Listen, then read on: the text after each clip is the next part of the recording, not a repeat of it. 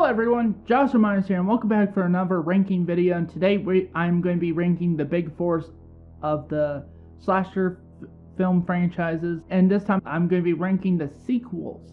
So that's all the part 2s. I'm going to be ranking Texas Chainsaw Massacre 2, Halloween 2, Friday the 13th 2, and Nightmare on Elm Street 2, from the worst to the best. So let's dive right into this.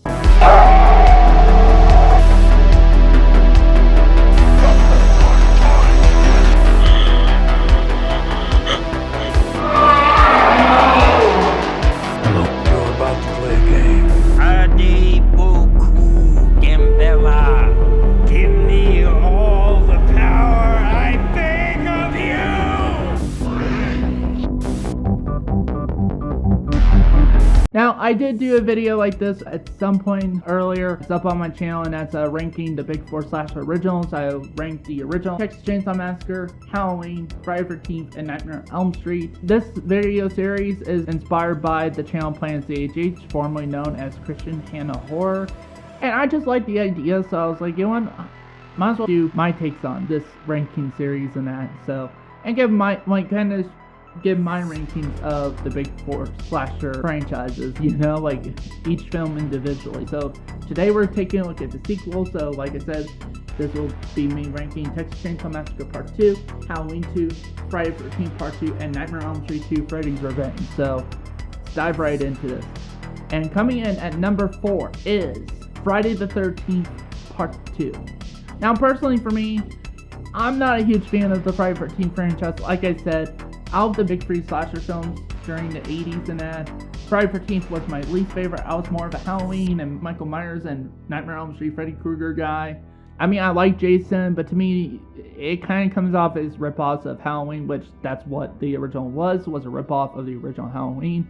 Friday the 13th Part 2, it still had some good stuff in it. Personally, it has one of my favorite final girls of the Friday the 13th franchise with Ginny.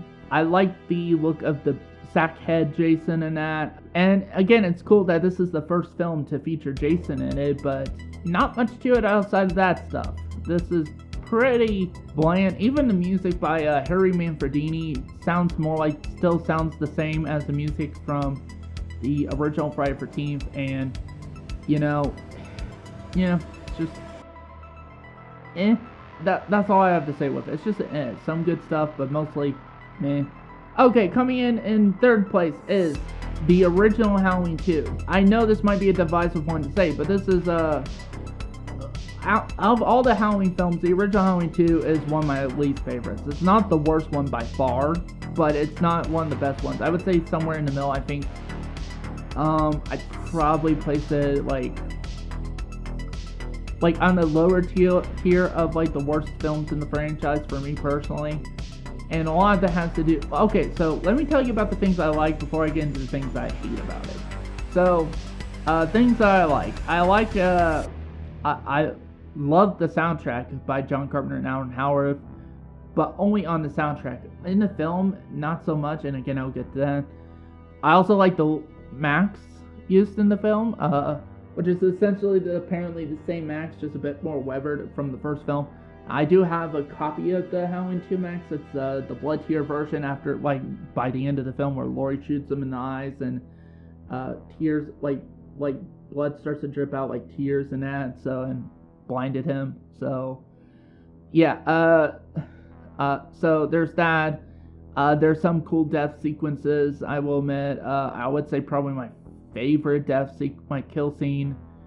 It's a tie between the nurse hot tub kill scene where Michael Myers just turns up the hot tub scene and what turns up the hot tub to boiling and then just dunks her head until she dies, and it's like, yeah, that's a great one. And then the other one is the scene with again one of the other nurses during the final act of the film, where Michael Myers takes a medical knife or whatever and just sticks it in her back and then just lifts her up with no effort, and then her shoes fall on the ground and she falls down with them. That's a great kill. Yeah, now, and again, Donald Pleasence is still really good in this movie. I like, for the most part, that visually it is the closest to the original visually, because they have a lot of the same people involved. Like Dean Cundy is the cinematographer, stuff like that. Now, what I don't like about Halloween 2, I essentially don't like that they amped up the gore. Here's the thing, do I hate gore? No, I mean, look, I love the Hatchet franchise, and those movies are gory as hell. I love the Saw films. For Halloween to me doesn't feel like it needs gore. The original didn't need it and was successful. Why do the sequels and the remakes need it? And plus, gore isn't really scary, it's just kind of gross out factor. And there's just not as much suspense and tension in this film as there was with the original Halloween. A lot of that was just replaced with more nudity and more gore. Which is something that a lot of the later sequels, even the Rob Zombie remakes, had issue with. And then also too, I just gotta say it, I don't like the brother-sister angle. The only thing I liked of that whole angle was the character Jamie Lloyd, played by Danielle Harris in Halloween 4 and Halloween 5, but mostly for her portrayal in Halloween 4, and that version of the character in Halloween 4. Honestly, Halloween 4 and Halloween H2O are the only films I like out of the brother-sister angle. Outside of that, that's about it. I mean, we got such classics like Halloween 5, you know? Halloween, The Curse of Michael Myers, 2 different cuts of the film. Halloween fucking Resurrection. Trick or treat, motherfuckers. Plus, Michael Myers was scarier when he had no motive, where he was just seemingly targeting random people just for the sake of it. And that's why the original Halloween 2 is in this place in my ranking. Okay, so now these next 2 are a tough one because I love both of these movies for different reasons. I will have to say, I think coming in at second place is Nightmare on Elm Street 2, Freddy's Revenge. I actually do really love this film, and you'll see that whenever I get around to with my review of the second film. And I just love it for its weirdness and, you know, the different tones and everything like that. Like, honestly, out of any of the Nightmare on Elm Street movies, it's one of the most different ones of them, while still being a scary film. In fact, this is probably the most sinister looking Freddy, like the darkest looking Freddy. I would say the next closest to that would be the Freddy in Wes Craven's New Nightmare.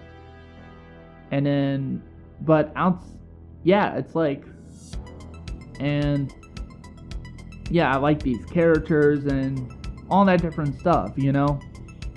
So that's why it is in my second place. I don't really have anything that I hate about this film. I love it. It's kind of like the Halloween 3 of the Nightmare on Elm Street franchise, you know?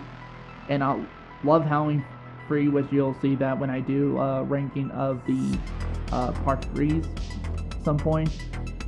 And then, so yeah. And coming in at number 1 is Texas Chainsaw Massacre Part 2. Now again, just like with Nightmare on Elm Street 2, Texas Chainsaw Massacre 2 is a weird-ass movie. It's essentially the Halloween 3 of the Texas Chainsaw Massacre franchise. And I love it. I love for how weird, goofy, over the top it is. This is more of a comedy than a horror film. Especially compared to the original film, and I just love it. I just love some of the characters. I mean, like, hell, how can you not like Chop Top? Lick my plate, you dog dick! You know, it's like, just seriously, like, how can you not like some of the characters here? And it's just balls to the walls insanity, you know, like, it's just pure insanity, and I love it for that. So, it's not as good as the original Texas Chainsaw Massacre, but I do love it as, like, this kind of weird, goofy concept for a sequel. And, yeah. So, that is it for, that's it for, this ranking video. Tell me in the comments below, what do you guys think? Share your, do you agree with me? Do you not? And also, to share your... And if you disagree with me, share your ranking in the comment section below. And again, play nice. This is just my personal opinion. You know, movies are subjective, all that stuff, all the stuff that we shouldn't even, us critics shouldn't even have to explain to people, but we have to because apparently, you know, people just don't understand that film is subjective, and that means everything's opinionated.